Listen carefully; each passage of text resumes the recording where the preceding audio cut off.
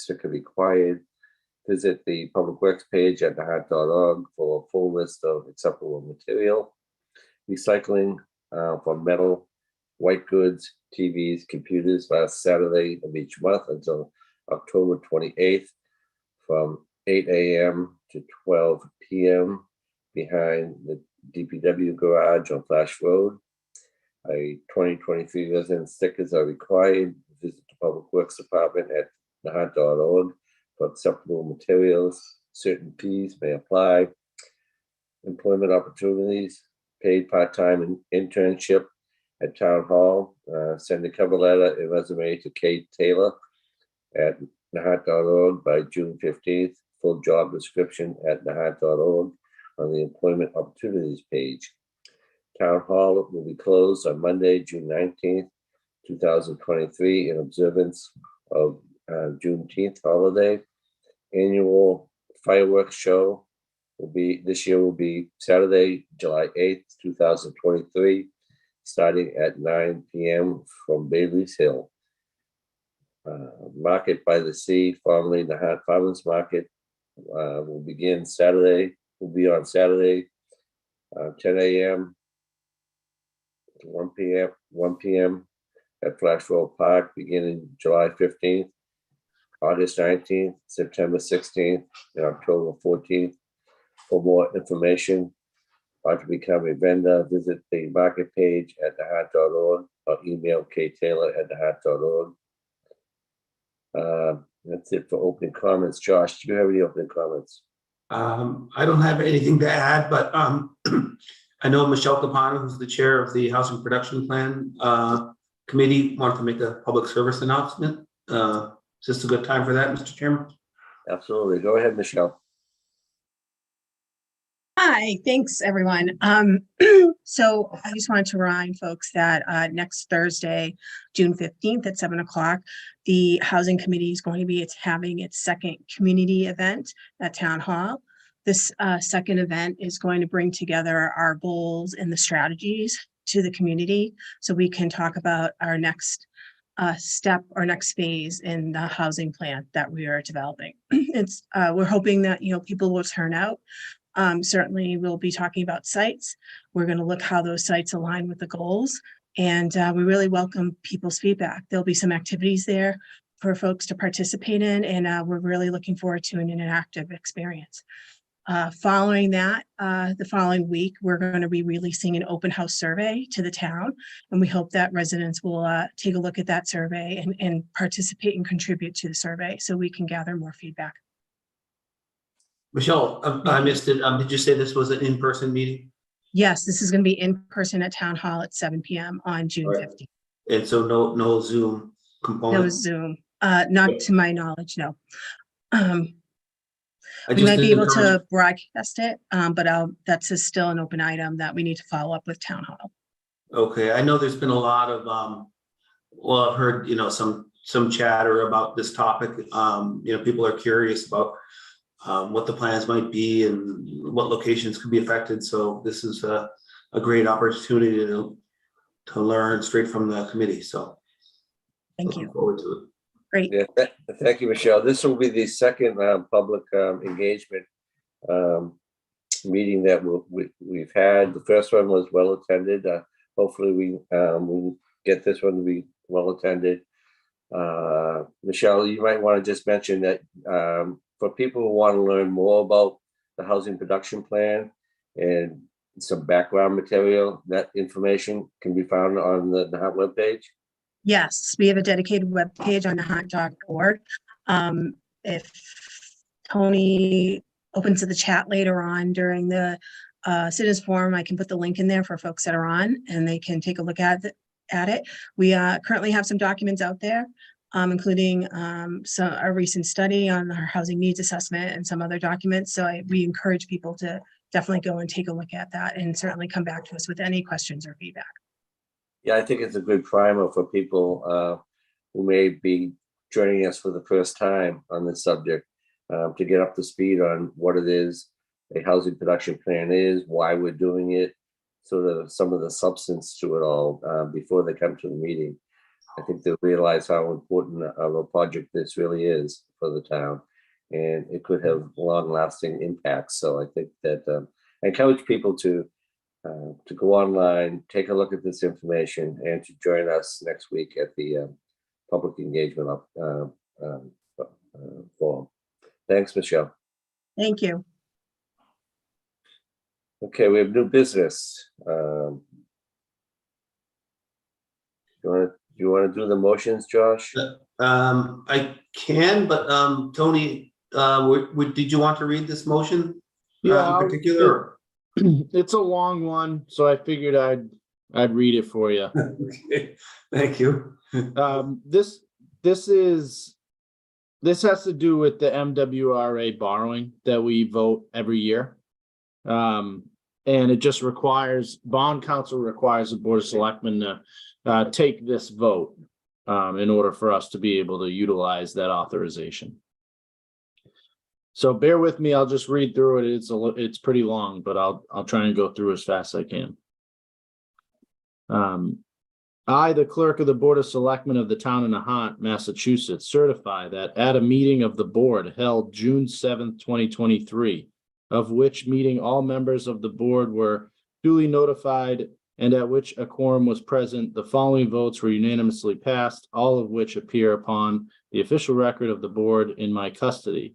Voted that the sale of the $775,450 water bond of the town dated June 12th, 2023 to Massachusetts Water Resources Authority, the authority is hereby approved, and the town treasurer or other appropriate town official is authorized to execute on behalf of the town a loan agreement and a financial assistance agreement with the authority with respect to the bond.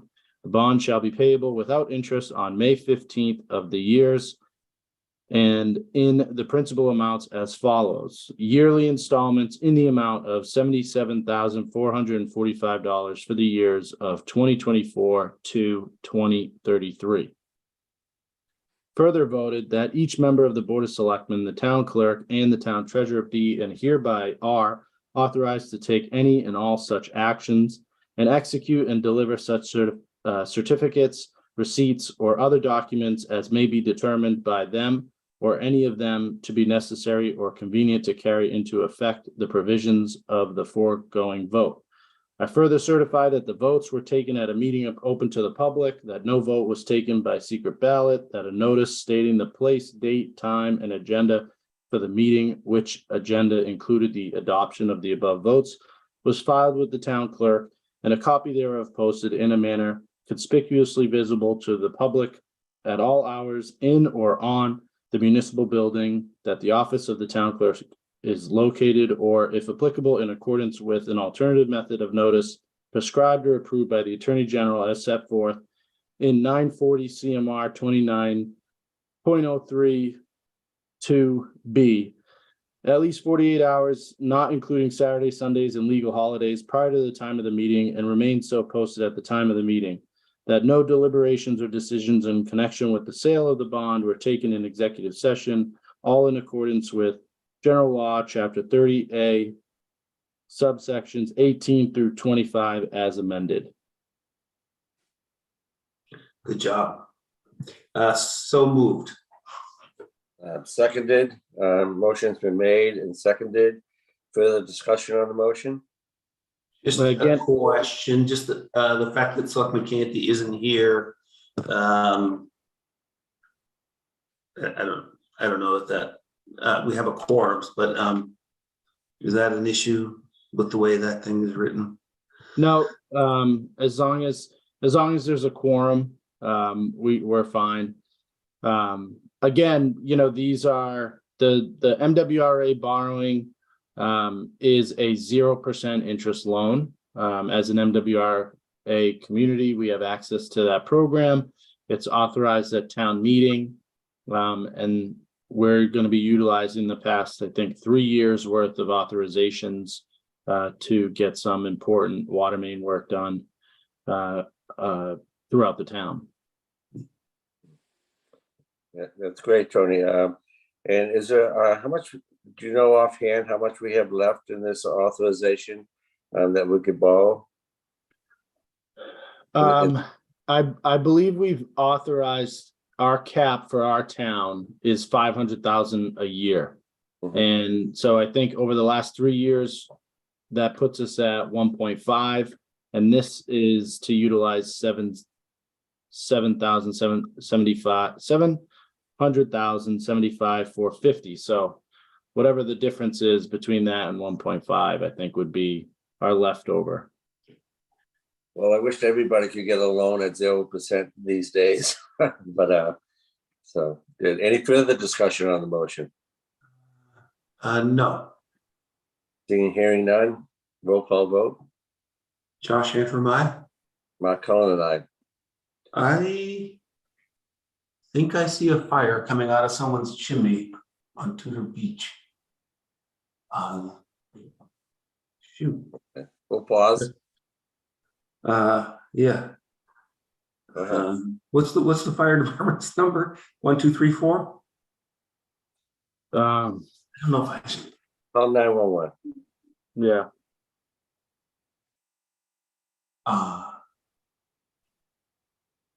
Hold on one second.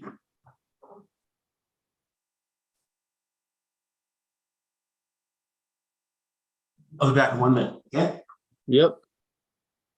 This is crazy.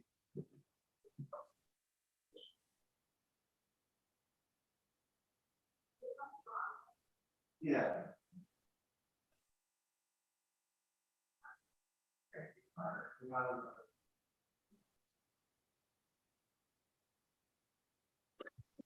Uh,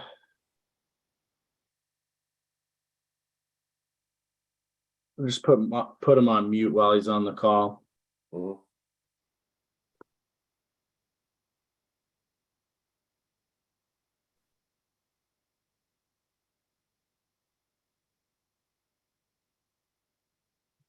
Tony, any other updates on activities going on in the Nahant?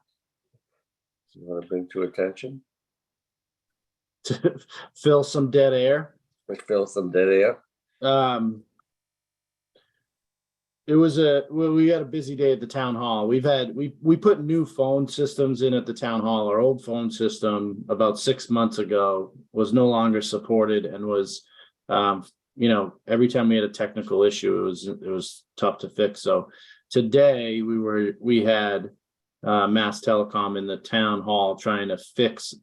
They installed the new phones about 4 or 5 months ago, but we've been having issues with them working properly because it's everything now is digital and wireless, and it's just an older building with an older system. So hopefully they make the fixes. Hopefully the fixes they make today solves the issues that we've been having.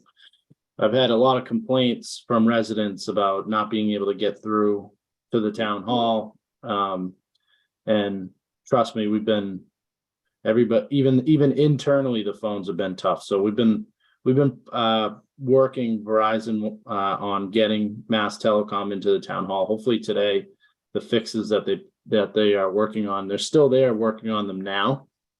Hopefully it works. So I know, Tony, you're trying to connect with fiber optics, aren't you? All of the public buildings. Yeah. Will they be connected with our phone system too? Well, the idea is that by connecting all the buildings with fiber cable, we'll be able to utilize one internet network, one network. And the phone lines are integrated into that network. So yeah, the phones, once that happens, they should work as if we're all under one roof. Mm-hmm. Well, that would be great. So I apologize to any residents out there that have had a hard time getting in touch with us at the town hall. We are there. We've just hopefully it's fixed after today. And I know that the other day you attended the Economic Development Forum over at North Shore Community College with the governor's office. Any updates on that? Yeah, it was probably about 150 people there. It was really well attended. They're traveling across the state. They're mandated by state law to put together an economic development plan. And, so they broke everybody up into different groups and different subjects. I sat at the workforce table and made many pitches about the what great jobs municipal government provides, and that they're great local opportunities, and just talked a lot about, transportation was a huge topic, in any economic development discussion. So a lot of talk about, the ferry, the MBTA train station, how long it takes to get to Boston, a lot of things like that. But it was a great meeting. And I believe anybody can, write in comments by going on to the Executive Office of Economic Development. Now, do you remember, it used to be HED, but Right. they've now created a new secretariat strictly for housing. So now it's just Executive Office of Economic Development. I'm very encouraged with the governor and the lieutenant governor. I've been reading in the Globe, most of their appointments have been really from the municipal level, from town managers, town administrators. Not that I hope they don't come after you, Tony, but it seems like they're focusing on their, sort of the administrative staff, people who are coming from municipalities who have a good understanding of what it takes to make government to deliver to the people. I mean, there's nothing more.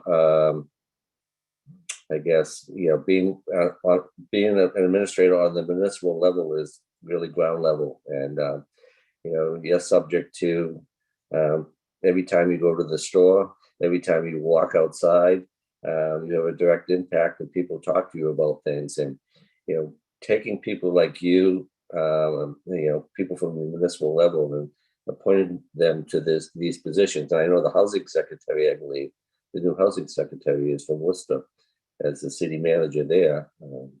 So that's encouraging. I think that that sort of administration will do well. I think a lot of that comes from Mayor Driscoll's vision, right? And she's been such a champion of the North Shore and has been such a help to our town, even throughout, through COVID and all those regional, efforts that we've gone. She's been a leader in a lot of those discussions, and has been able to pave the way for municipalities small like us to be heard. So, it's exciting. They got a great crew, a great staff there. It was a good meeting. And they were appreciative to have Nahant, there and be involved in the discussion. So it's encouraging. Lots of times they, get people from academia or big resumes and stuff, but really what you want to do is listen to people who have been, in the trenches for a number of years. So that's encouraging. Josh, I muted you when you. There you go. Yeah, it's definitely a fire. Austin's on his way over or there already. Was it chimney fire? Yeah, see flames coming out of the chimney. Was it called in? I just got a text from Austin. I'm here, but not seeing anything. Okay, I'll come up to my house and look down. Well, anyway. Okay, well, This is the fire chief. the Anthem's to the rescue once again. Okay, Josh, we have some minutes to approve. Yeah. I move that the Board of Selectmen vote to approve the Board of Selectmen meeting minutes from March 1st, 2023 and April 12th, 2023. Seconded. Any discussion on the motion? No. Seeing none, roll call vote. Josh Antrim, aye. Mark Cullen and I. We had some event requests, Josh. Yep. I move that the Board of Selectmen vote to approve the following event requests. Tortoise and Hare 1 mile and 3 mile road race on Tuesday, July 4th, 2023, starting in front of the fire station at 8 a.m. Registration starts at 7:30 a.m. Also, the Barefoot Black Tie Party on Saturday, August 19th, 2023 at Short Beach in front of the Life Saving Station starting at 6 p.m. The annual Humpennickel Road Race on September 9th, 2023, starting at 10 a.m. in front of the Life Saving Station. And the annual Swim Autumn Beach Cleanup on Sunday, September 17th, 2023, from 11 a.m. to 2 p.m. at Doggy Beach. Seconded.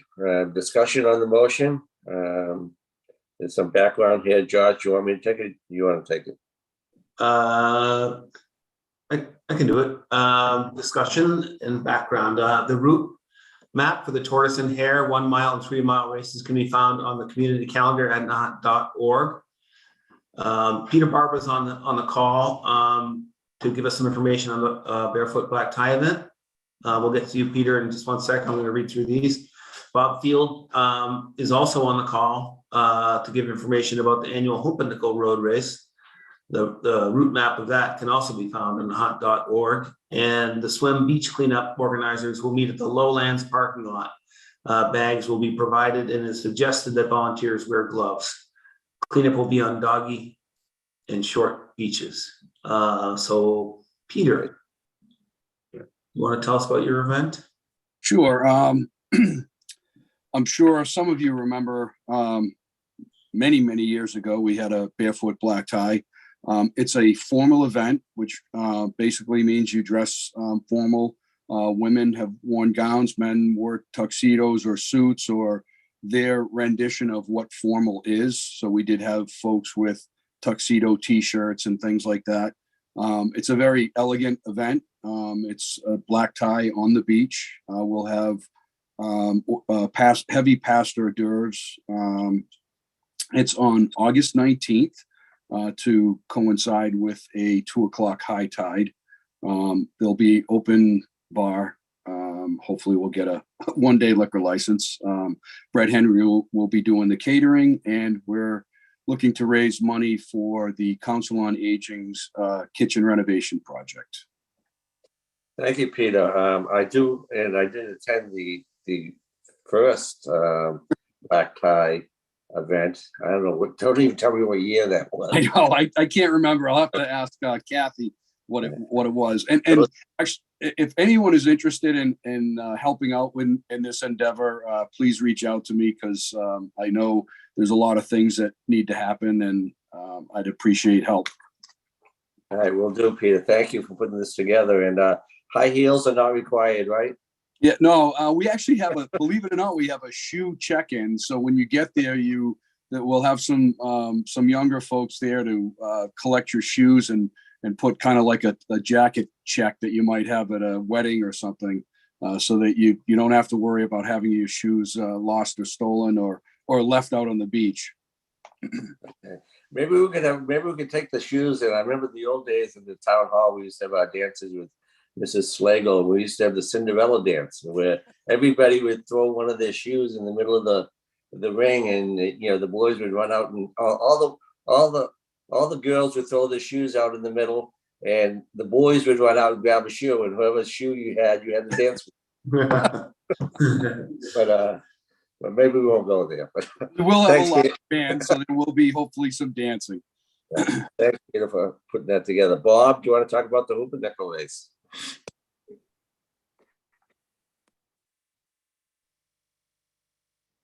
You there, Bob? We lose Bob? He was here. No, I'm here. You caught me off guard there. That was so quick. I can't believe Peter Barber was so quick. Doesn't happen often. I know. But Peter Barber is a great steward in the community, and we're happy to support him in the black tie and his effort to raise money for that great cause of redoing that kitchen for the Council of Aging. Yeah, so we're excited about the 2023 version of the historic Humpennickel 5-mile road race. We'll continue the tradition. We have scheduled the date for the weekend after Labor Day, September 9th, and we're moving the start time to a more traditional road race start time at 10 a.m., hoping to draw a few more runners. The last couple of years, we've used this as a fundraiser for the American Legion Welfare Fund. And last year, even though we actually had less runners than the first year, we raised more money. So we're really appreciative of the community support. And this year, we will be dedicating the race to World War II veteran and frankly, American hero, Lieutenant Colonel Ken Gavin, and look forward to that as well. So, look forward to the continued support from the community with the town's Humpernickel Road Race. That sounds great, Bob, and thank you, and thank Peter for all the work that you do on a volunteer basis and putting this stuff together and making Nahant a really nice community. And I'm just wondering, I'm hoping that your wife Linda's ankles recovered so she can run this. Well, if it's recovered, she will not be running. Okay.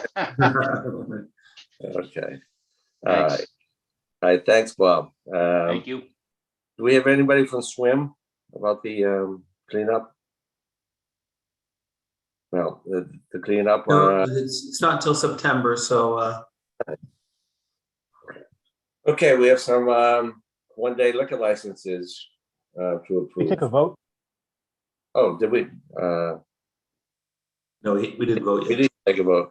Any further discussion on the motion? Thanks, Dan. Seeing and hearing none, roll call vote.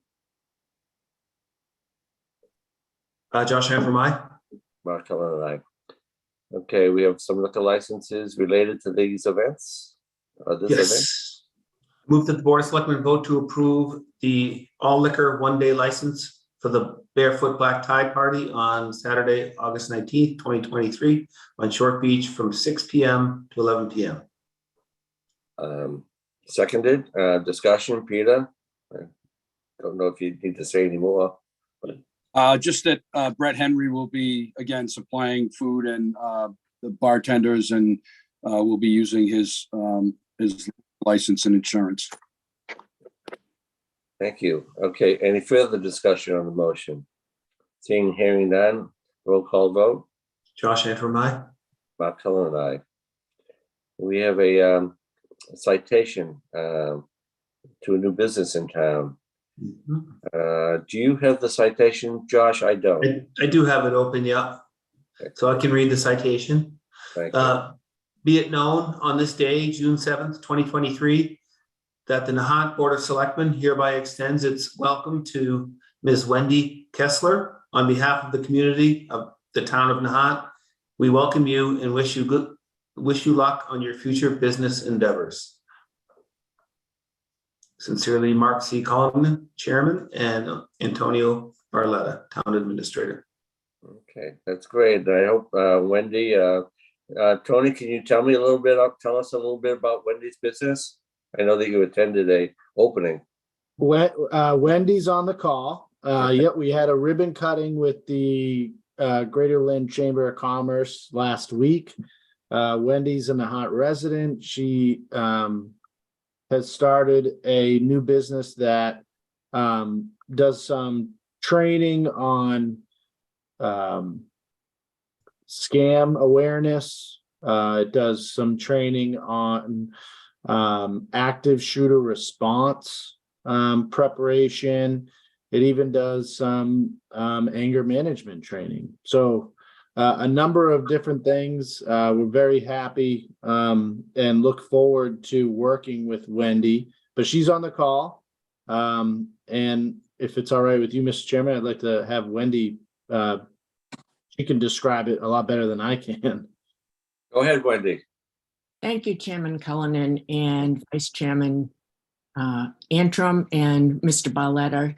Mr. Barletta, thank you for being at the ribbon cutting. It meant a lot to me. And thank you for the citation. I thank you. If I could just take a couple of minutes of your time, I'll just explain to you basically what the business does. You did a pretty, Josh, I'm sorry. Tony, you did a pretty good job explaining it, but I'll give you just a little bit more information. So there's three parts to my business. One is the Alive Active Shooter Survival Awareness. The second part is an NRA Refuse to Be a Victim program. And the third part is a 12-week anger management program. I just want everybody to know it's not anything to do with firearms, and there's nothing to do with self-defense in these programs, because some people automatically hear NRA and go towards firearms. So the Alive Active Shooter program is, would you know how to survive? So if an employee or an employee's family member or just a random person entered your business, would you know what to do to survive?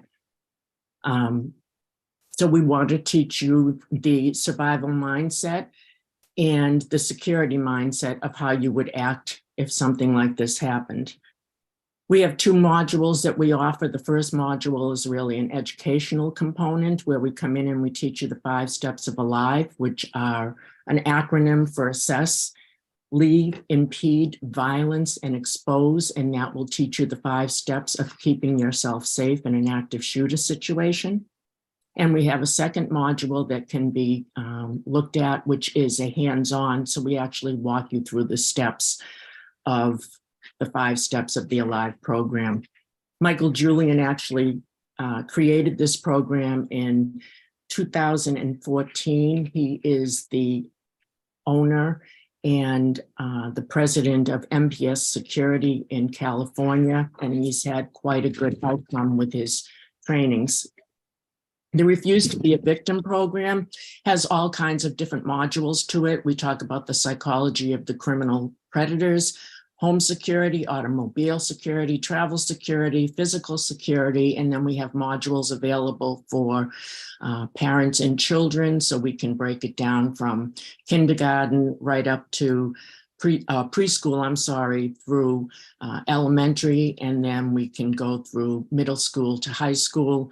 And it's tailored to the needs of the children in those grades. We also have a workplace module, and we have one for seniors where we can talk about scams, we can talk about financial and elder abuse, and all kinds of things that unfortunately our senior citizens have to go through if they're not given the proper tools of how to stay away from being taken advantage of. The program was actually, with the Refuse to Be a Victim, founded in 1993 for women, and in 1997 they found the need that men need these kind of programs just as much as women did. There's no prerequisites. You don't have to be an NRA member. They don't ask you to become an NRA member to take these programs. And the final program that we offer is called New Focus. It's a 12-week anger management program. We can take referrals on a self-referral basis from the courts, from lawyers, attorneys. Anybody can take this program. We do give a certificate of completion after the 12 weeks is up. And it teaches people how to deal with anger in ways that is not lashing out and not using physical or emotional abuse against others.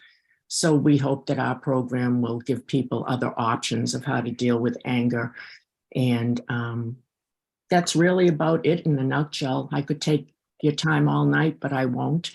I thank you for giving me some time to talk about my business, and I thank you for the citation and hope to have an opportunity to work with the town of Nahant, as well as other individuals and businesses, and give you some information that in this world is unfortunately needed in these crazy days.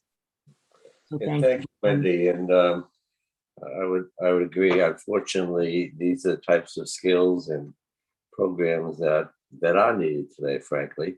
And it's sad, but I'm glad that you've had the foresight to recognize this and put programs together that can help people address some of these issues. And I look forward to working with you in the town of Nahant in some regard, maybe in the schools or senior citizens, those types of things. And I wish you the best of luck.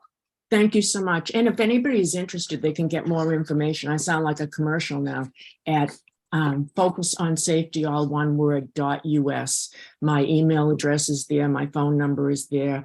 Please, if you have any interest or questions or concerns, please feel free to reach out to me, and I'll be glad to answer any questions that you might have or send you more information so that you can get a little bit more information about the programs that I offer. Okay, thanks, Wendy. You might want to stay on for a while. We have citizens forum coming up, and some citizens may have some questions addressed to you. So Great, thank you. I just wanted to really echo what you said, Mark. Wendy, best of luck with your business, and it's especially the the live shooter thing.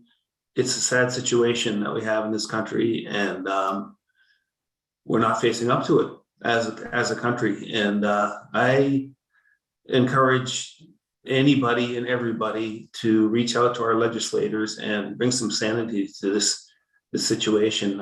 As Mark said, unfortunately, the services you offer are critically important until we come up to our collective sanity. I mean, it's not just, this a mass shooting in the US almost twice a week. And it's not just somewhere else. Last weekend, there was 2 shootings in Revere Beach. You think you're going to the beach, for a family day, and there's 2 shootings. It's crazy. But I'm a little off script here, so I'll leave it at that. thanks, Josh. There's the other piece too. So obviously we do a lot of training already related to active shooter in the school and at the town hall, and provided through our police department. But we're going to be working with Wendy in future opportunities like that too. But also, the scam awareness training that she offers. We're going to be working with the Council on Aging, and maybe even more so with AI and chat GPT and these new types of technologies out there, teaching people, how to be, what to be aware of, what signals to be aware of to make sure that you're not being scammed. And, is another skill set that's, really important to share. So look forward to working with Wendy on that stuff too. Thank you so much. Thanks, Tony. Thank you, Wendy. Okay. Ongoing business. Tony? Coyote awareness. So I have a statement here I want to read. I'm likely going to stick to this statement. I'm sure we're going to get a lot of questions and or comments in the citizens forum after recent events that have taken place in our town over Memorial Day weekend. But I'm likely going to try to stick to this statement as best as possible. I'd like to update the board and the community regarding the town's efforts to address the longstanding issue of habituated coyotes. Over Memorial Day weekend, the town received a report that a habituated coyote had attacked a dog that was being walked by its owner. Unfortunately, that dog did not survive the impacts of that attack. I met with the owner for more than an hour last week to hear his story and to share the steps that the town has taken. I can say unequivocally that the owner was not careless, and this was an aggressive attack that could not have been avoided. In fact, even when the owner was able to pick up his dog and repeatedly attempted to haze the coyote away, it continued to advance towards him and attempted to take his dog out of his arms. Wildlife acting in that type of aggressive behavior towards residents is a public safety threat. In December, the Board of Selectmen authorized the signing of a community services agreement to bring in USDA Wildlife Services to help the town safely and effectively remove what Mass Wildlife deemed as problem animals. Not all coyotes, but an attempt to solve problem animal issues. After speaking with a number of wildlife experts with decades of experience, the town determined a limited program would be the best course forward, given the number of unique circumstances in Nahant. We are not the first town to attempt to remove problem animals. This decision to engage with USDA was not reached lightly. As town leadership, we are aware that some people are unhappy with this approach or unhappy with the limited amount of information we have been able to provide. A regular release of information does not allow the USDA to perform its task effectively while protecting the safety of our residents. And here's why. Within days of announcing that agreement last year, the town learned of significant efforts to hinder the effectiveness of the program before it even began.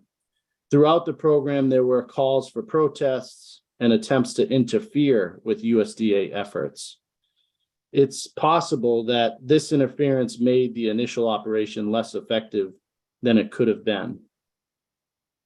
There is no easy solution to dealing with the coyote population in our town.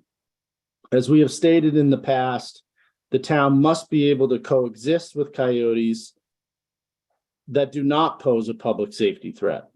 Almost all of the town's efforts is dedicated to avoiding situations like the incident that occurred over Memorial Day weekend.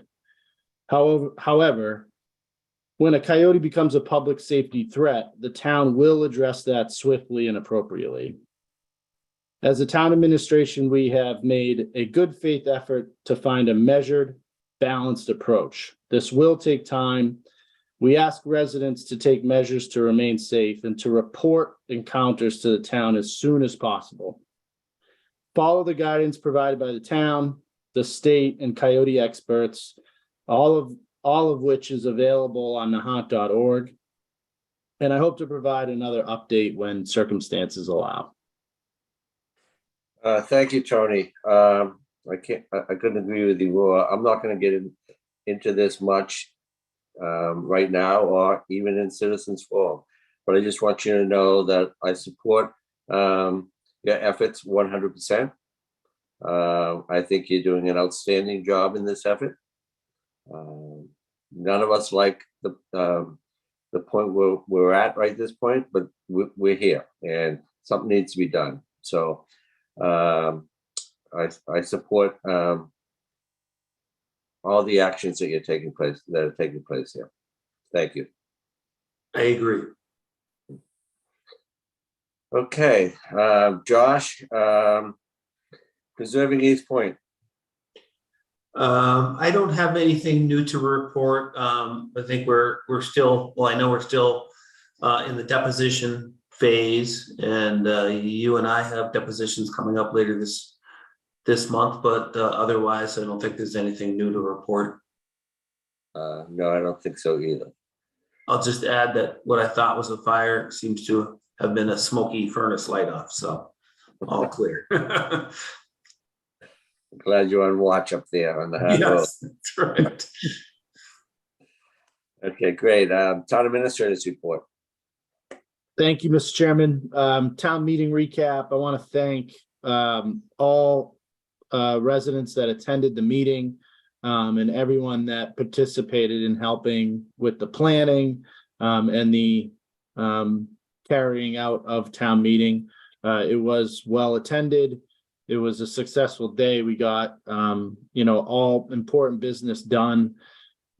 And I just want to give a special shout out to the Finance Committee, the Community Preservation Committee, the Planning Board, the School Committee, the Town Moderator, and the Town Clerk. A lot of work goes into. It's about a 6-month effort, as I spoke about a lot before town meeting. And it doesn't, it's not a success without, residents attending and participating in the process. So I just want to say thank you to the residents for participating, for coming on a nice Saturday to get the town's business done. A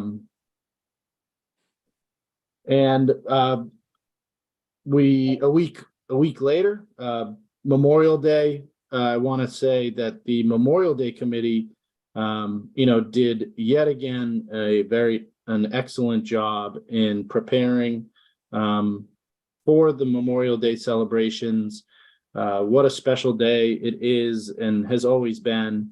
Even this, and every year it seems to get better and better. And, I don't know how they order that type of perfect weather every single year, but somehow they make that happen as well. And I think one of the biggest noticeable improvements this year was if anyone was able to get to the wharf for the ceremony at the wharf. This year was the first year, I think, ever that people who were at the wharf actually could hear what was being said during that ceremony on the pier. Thankfully, the American Legion and the Memorial Day Committee came together, raised some funds to have a speaker system installed for that event. And I know I was there, and it was the first time I actually ever heard, what was said, and it was quiet in the parking lot and in Marjoram Park. You could hear a pin drop. Everybody was paying attention. So, it's just such a great day. And I just want to commend, the Memorial Day Committee, the American Legion, and everyone that's involved. The DPW obviously does a lot of work preparing the town for that day as well. So another thank you goes out to everybody involved in that. Fireworks and July activities. We spoke a lot about the July activities already through the event requests. July 8th, so will be our fireworks show. When we went through COVID and a lot of communities suspended fireworks shows because of that, we were one of them as well. And during that time, a lot of the firework companies, the pyrotechnic companies in the area, actually went out of business. So unfortunately, we lost our hold on the 4th of July spot on the calendar when we, followed through with those COVID restrictions on events. But we're working with the company that we utilize for this and trying to get back to the 4th of July. Looking at it as glass half full, the last 2 years, July 4th has been in the middle of the week. So last year was our first year back with a fireworks show, and it was Saturday the 9th. Again, this year it will be Saturday the 8th. So the Saturday following the 4th of July. And we will again have a band and some food vendors and ice cream vendors at the wharf starting around 5 o'clock. And they'll be playing all the way up until the fireworks show around 9 o'clock. So it turned out to be a wonderful, family style event. It was a great community event, and hopefully we'll have a lot of people participating in that again. And, today I met with the DPW, fire department, police department, emergency management department. And we are, already putting together, a number of different planning stages and putting together an action plan. Josh, you mentioned what happened in Revere not that long ago. That's very much on our radar. We want to make sure that we have a very safe event here in Nahant. So we do.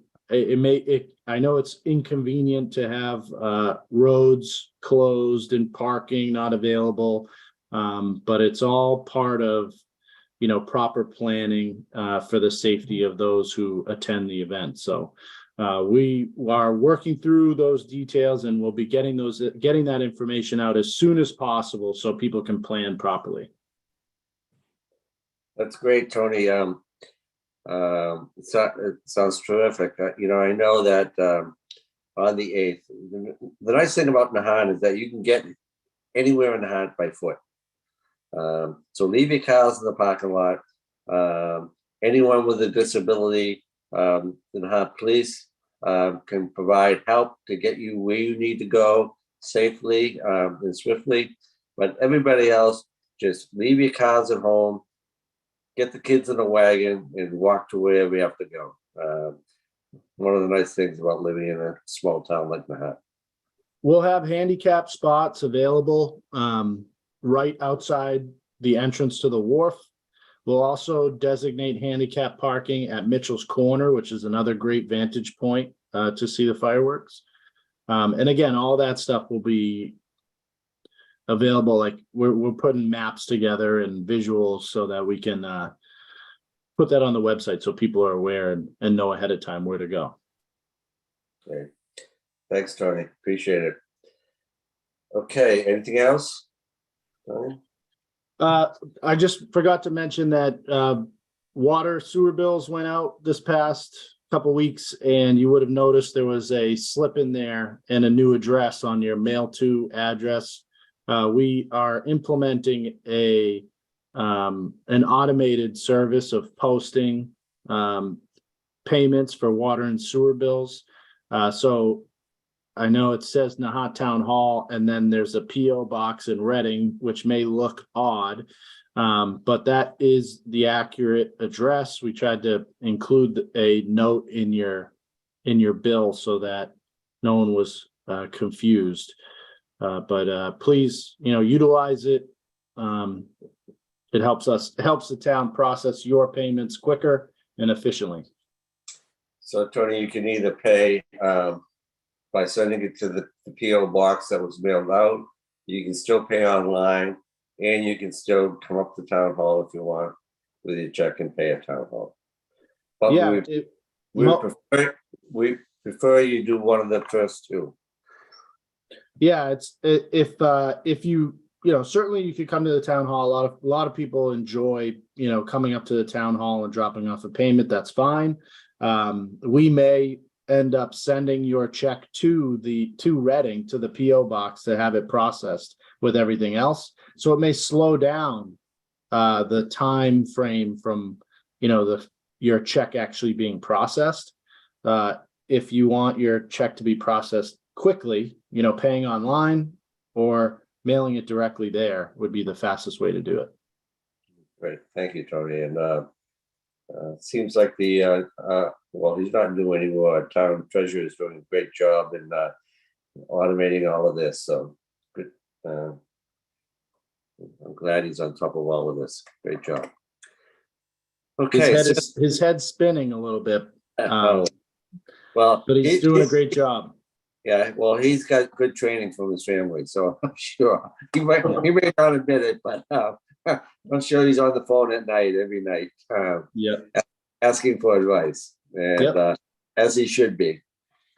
So, okay, citizens forum. All right, as always, please announce your name and address, and just raise your hand, and I will ask you to unmute. Francine. Tony, can you hear me okay? Yes. My phone froze right when you were explaining what the steps were going to be. Can you just quickly reiterate them, and then I have some questions? Can you just state your name and address just to stay consistent? Francine Amari Faulkner, 295 Nahant Road. So I read a pretty large statement. Are you asking me to read it again, or? No, so the plan is to bring in sharpshooters again? Well, I'm just going to stick to the statement. As I mentioned earlier, it is a regular release of information does not allow the USDA to perform its tasks effectively while protecting safety of our residents. So if we were to utilize them, I wouldn't be able to really answer that question. Okay, so here's my next question. Who determined that this was a habituated coyote? In any situation that we have, in any type of coyote interaction, we take in the information and we share that with Mass Wildlife. Okay, so other information that I would like to share is because so this person, and I'm not at all blaming this person. It's horrible to lose a dog. So I want to make that clear that I completely sympathize with Chris Del Dotto. However, there are several things that need to be taken into consideration here. First So thing before was, we go any yeah. further, Francine, we took everything that was necessary into consideration. Mass Wildlife spoke with Chris directly. So I still want to speak, Tony. Go ahead. go Okay, ahead. I just so want to be careful about, I understand, but I want to present another side of the information that I don't feel like is being brought forward right now. Okay? okay. Chris sadly was walking a very small dog near Bailey's Hill at 10:30, between 10 and 10:30 at night. The dog, the rule of thumb for anybody with a small dog is the dog needs to be beside you or in front of you and not more than a 4 to 6 foot leash, because you need to stay aware of your surroundings. That's rule number 1 for a small dog. The part about this that makes sense is when the coyote grabbed the dog and Chris turned around and heard it yelp. He yelled and the coyote dropped the dog, which is exactly what the coyote should have done, because Chris, in essence, hazed the coyote and the coyote responded appropriately by dropping the dog. That tells me and the experts that I consulted with, and I consulted with more than one about this incident, that was correct behavior for that coyote. That is not aggressive behavior. These coyotes, and another thing that's becoming clear, and you can debate it or not, is there is a food source in this area, because the coyotes do not repeatedly show up on the same porches and in the same area like they are, unless there's a reason to. Now, we know for a fact that there are a number of bird feeders in these areas, and there's cat litter and cat food on a porch. So even if— All right, I need to stop you there, Francine. Tony, I can't have you spreading false information. We have investigated the food source claim that you've put forward. There is not a food source in the area, A. B, as I stated, I spoke with the owner of this dog for over an hour.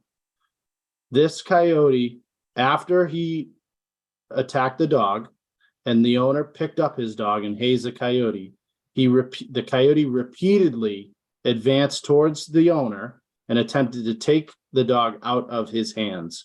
And that, we as a town draw the line. What I understand you disagree. It doesn't matter, so much the food source. If there's a food source there, we want to correct it so that these incidents don't occur. Well, However, then why do you think the coyote the food keep source is revisiting not that? the food source is not an excuse for us to look the other way on a coyote that attempts to take a dog out of a human being's hands. This is a very clear public safety threat, and that's what we're going to, and I do not want to, I appreciate your concern. I appreciate your care for the situation. I can't allow you to spread information that isn't accurate and turn this into a political debate. We have investigated it. Mass Wildlife has investigated it, and we are moving forward in that regard. So Excuse Tony, me, why are the coyotes? Go ahead, Ms. Chairman. Listen, Francine, as Tony said, we understand that you may have a different opinion on this matter. Tony has investigated this thoroughly. Mass Wildlife has investigated it thoroughly. We are going to take this information, as we had in the past, discuss it with Mass Wildlife and their experts, and we're gonna proceed from there. There are a lot of experts out there, whether they're from California or Ontario or wherever. You know, God bless them, but we can't listen to everybody. We have to go to our resources that have been reliable to us. Mass Wildlife has provided that with us. I think our actions are appropriate, and I'm not going to be discussing this every single meeting. We understand your position on this. We've tried to work with you on this, but we are not going to revisit this every single selectmen's meeting. Mark, I am the only one out there actively doing things every single day. And I'm we out appreciate there it. trying to educate people. I'm putting door hangers on in neighborhoods.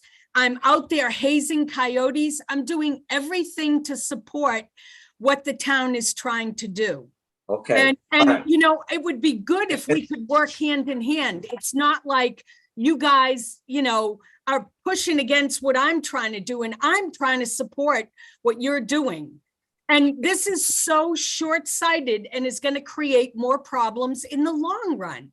And Right, that's the part of this that's just maddening. Right. So there's the issue, Francine. You consider our actions to be short-sighted. We don't. Okay. We appreciate all the effort that you put in educating the residents of the town. We really do. Tony and the Board of Selectmen have listened to you every single meeting, and we appreciate all the effort that you've done.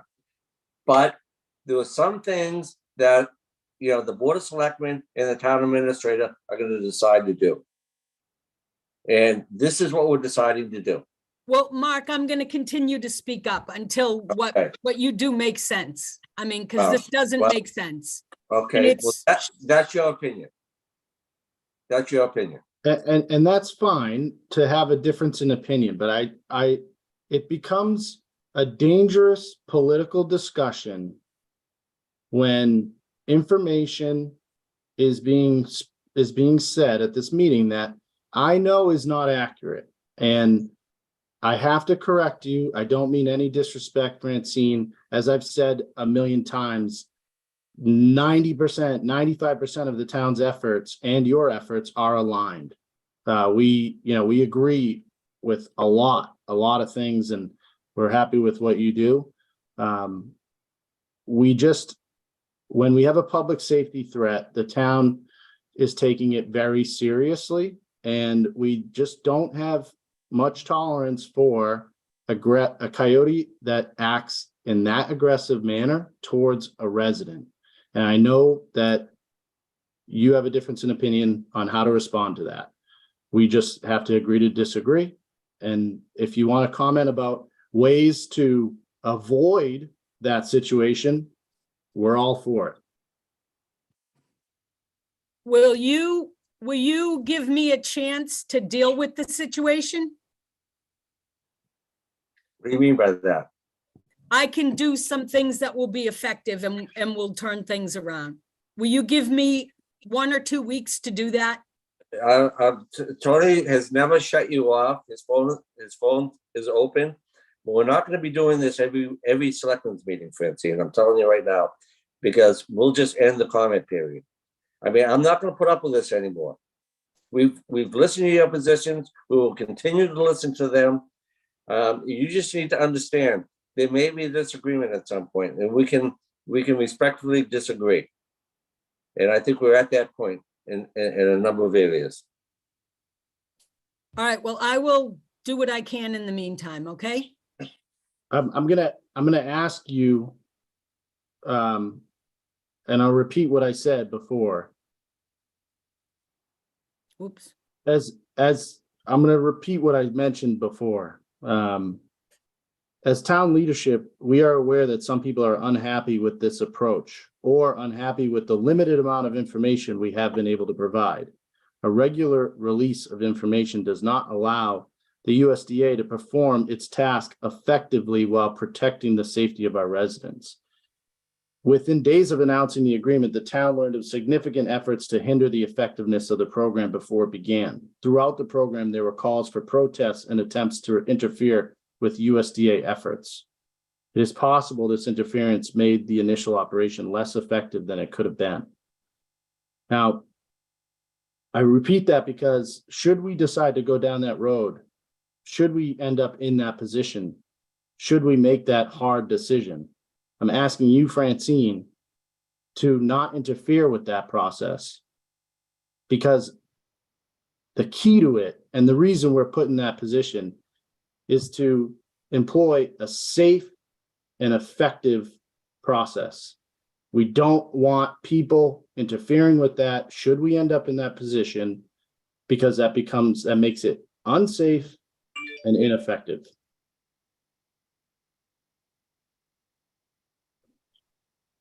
All right, Brendan.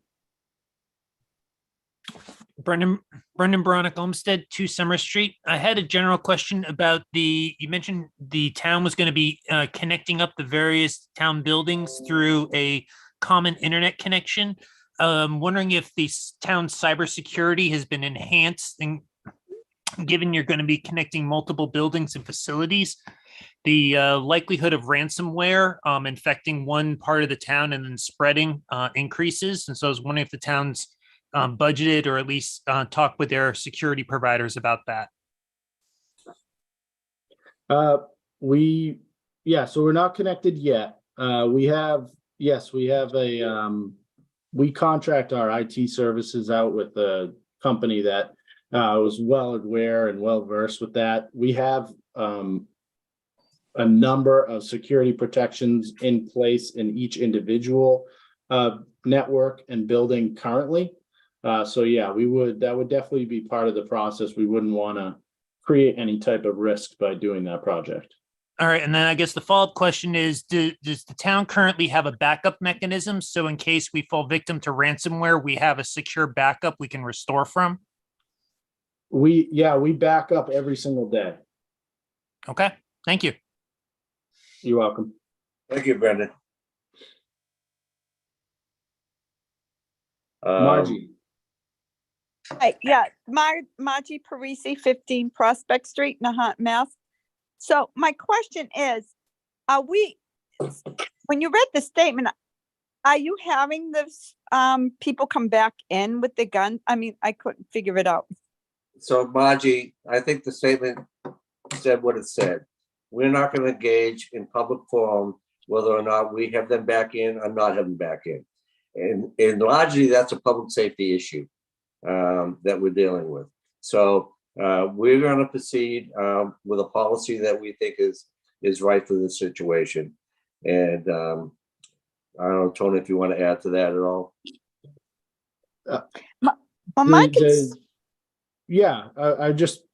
You're exactly right, Mark. I mean, that we haven't made a definitive decision. I will tell you that we consider that coyote as a public safety threat. How we're going to handle it, we don't know yet. We haven't decided yet. Obviously, it's not an easy decision. But in any case, no matter what we do, we're going to do it with the safety of our residents in mind, which then, that's where it limits us on how much information we can share. Because obviously we don't want, if we were to go down that road again, if we were to try to use other types of techniques, the idea is for it to be safe and quick. I don't want USDA services in Nahant for the entire summer, or the entire year. So it's very much about, getting in and out quickly, safely, effectively. And unfortunately, that means, we can't really share much information about it. Okay, that's my concern because I have 2 teenagers and in the summer they're out and I have one daughter who works at Ocean View. So sometimes she walks home and I just want to make sure nobody's going to go out with guns. That's 100% on our mind and is definitely part of our process and consideration. Okay. Margie, just so that you know, this is a coordinate, in the event that something like that did happen, it would be a coordinated event with the Nahant Police, wildlife, the federal agents, and I've met with them. Trust me, safety is the utmost on their mind. So discussing it in public is probably more unsafe than allowing them to do their work in the event that we need them. Okay, so we have to wait and see. Right. Okay,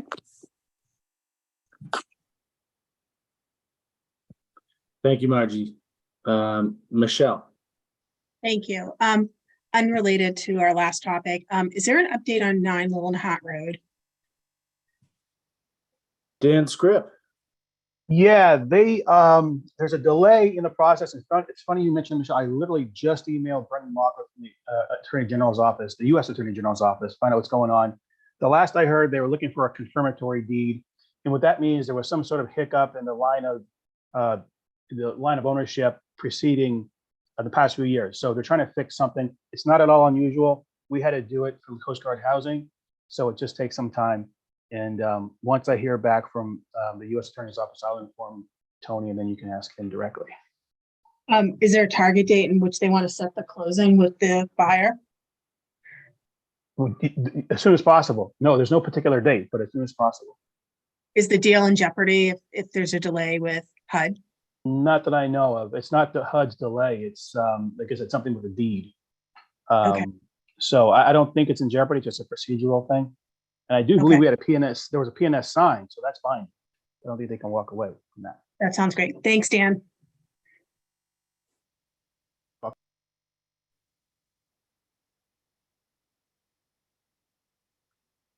Okay, Tony, anything else?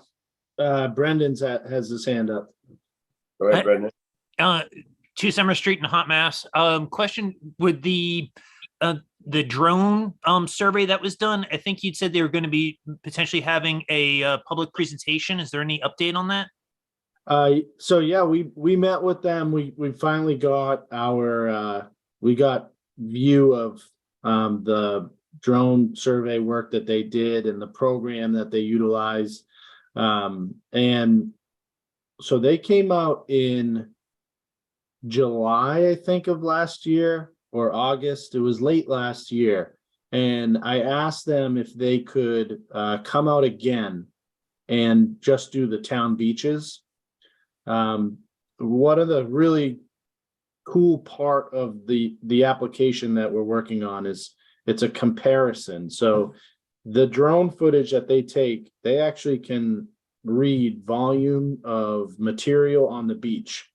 And that application, once you have, your base and then a follow-up, you can actually, visually and quickly measure, how that volume changed over the winter, or, more importantly, immediately following a storm. It's much like a GIS program, but it's a little bit more user-friendly. So what I'd like to do, it really is, just looking at the base is like looking at, a satellite view of Google Maps. So it's not really that impressive. Of course, you can,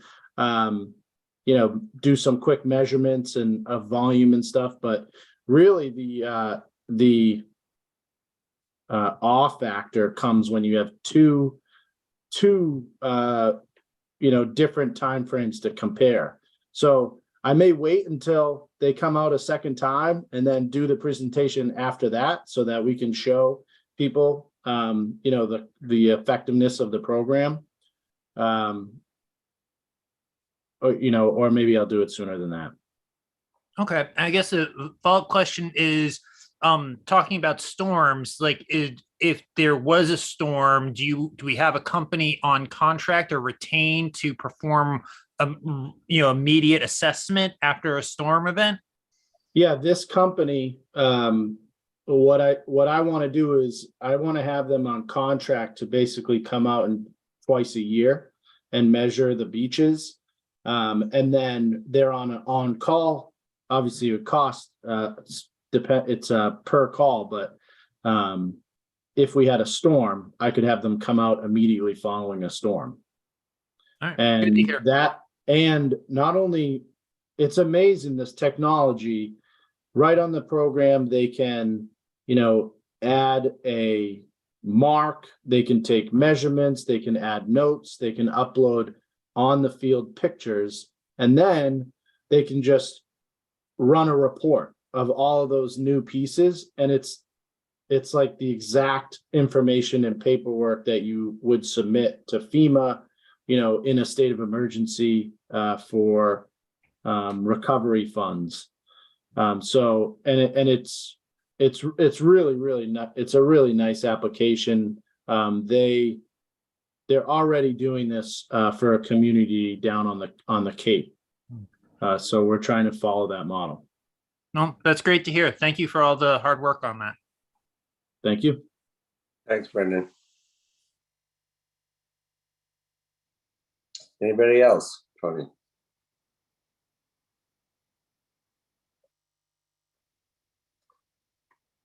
Just unmute, go ahead and unmute yourself, say your name and address, please.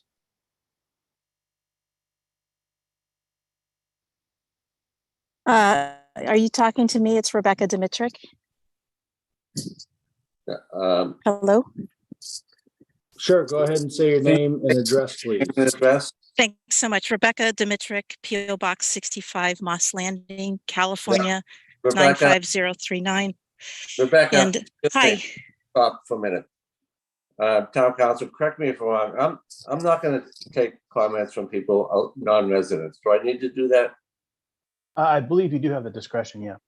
Okay, no, we're not going to take comments from non-residents at this point. Thank you.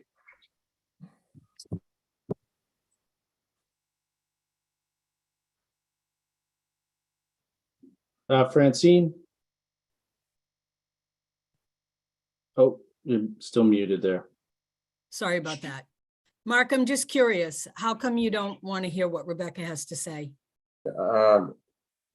Because this is a residence forum, and she's not a resident of Nahant. That's why. Well, all right. I think she might have an interesting perspective that is worth listening to. It's your discretion. You're the selectman, but just wanted to put that out there. Okay, thank you. I wish you would consider just at least, let's hear what she says. Rochelle? Hi, Rochelle Capobianco, 131 Castle Road, Nahant. I would like to have Rebecca talk on my behalf. As a resident of Nahant, I would like to hear what she has to say, as I think other residents would also like to hear. Maybe they're not on this particular Zoom meeting, but I think all of Massachusetts needs to listen to what other people have to say, not just residents of Nahant. Thank you. Thank you, Rochelle. This is a resident forum, so we're gonna keep it a resident forum. Once we begin going down that road, this can become a public forum for the whole country. And you know what? I'm not going there. This is a resident forum. This is a meeting of the Board of Selectmen for the town of Nahant, and we're gonna stick to that. It's your decision. Thank you. Yeah.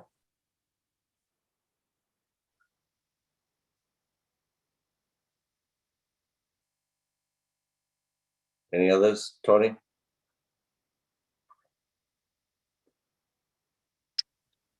I don't see anyone else with their hand up. If there's anyone else. I see Bob. Yeah, thanks. I just wanted to reiterate a couple of things. I mean, I come from a town that has open town meeting, and I can tell you they never had residents forums at the selectmen's meeting. They're all very controlled. And I appreciate, that people have the ability to get on and talk to you in the forum for that. So, I support the resident forum that you do. And I appreciate the work that you do. I also want to follow up on Tony's comments about Memorial Day in a positive respect. It was the American Legion's privilege to be able to work with the Memorial Day Committee to come up with the funding for that sound system. We had some incredible feedback, and I'm sure, there's many people here who are online and reading the comments, but I mean, I was interested in what people had to say and solicited it because I was blown away being on the wharf, looking up and seeing everybody standing at attention. As you said, it was amazing. I think the only time people heard the words that were spoken were during COVID, during the pre-recorded ceremony. But, you know, even comments from folks like, I wanted Jack Gavin's comment, but I don't have it in the email right here in front of me. But I mean, people were just blown away having heard the words, and they even heard them on the street that was out there. So we look forward to helping the town continue that.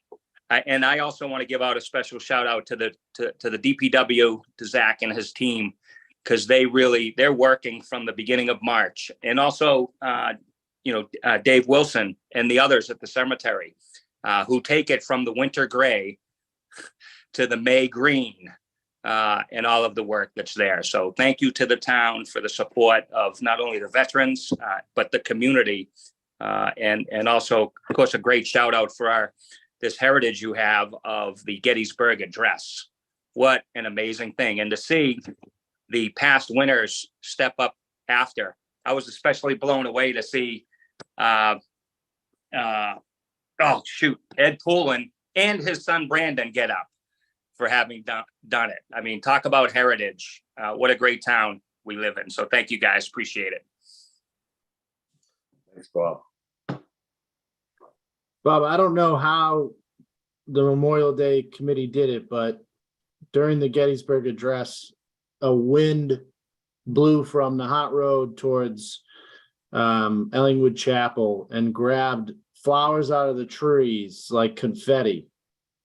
It was like an amazing moment. I don't know how they do it, but thank you for recognizing the team at the cemetery. I forgot to mention them. They do an amazing job. There's so many people to mention. Mm-hmm. It's really a group effort, and so I'll just say thank you to everybody and for participating in that. Kay Alice. Hi. Can you hear me? Yes, can you just say your name and address, please? Carrie Alice Collins, 22 Breezehill Terrace.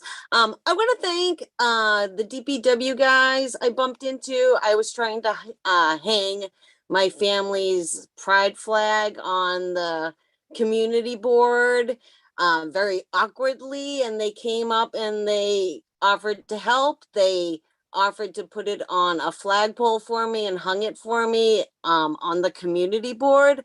But I just want to ask the selectmen and Tony, is it something you guys could get down with, is actually hanging a pride flag in June in public to support the community? I know it's been done before, years before, and I've actually asked a couple of years before and it was done, but could you maybe put it on the radar to do it every year, even if it's just June 1st? It's an international symbol in June for community, for support and diversity. And I just was hoping that maybe you guys could put it on your radar. It's on our radar. It's definitely on our radar. It's something that we support. We've been doing it, for the last, I want to say 4 years now. And the issue this year was we couldn't get a flag in time for June 1st. So, it was simply just that. But Okay. we were attempting to, and yes, we stand with what, Pride Month and June stands for, and Okay. are happy to participate in that. Just aim for June 1st. That's We were all. trying, I I'd promise. like We to were see. trying. We were trying, and thank you for coming to our rescue with the I mean, flag. I kind of waited and hope to see one, but I just really feel like if it's something, the town can get down doing every year, I would just really appreciate it. Yep, absolutely. Awesome. Yes, Thank you. Thank you. Awesome.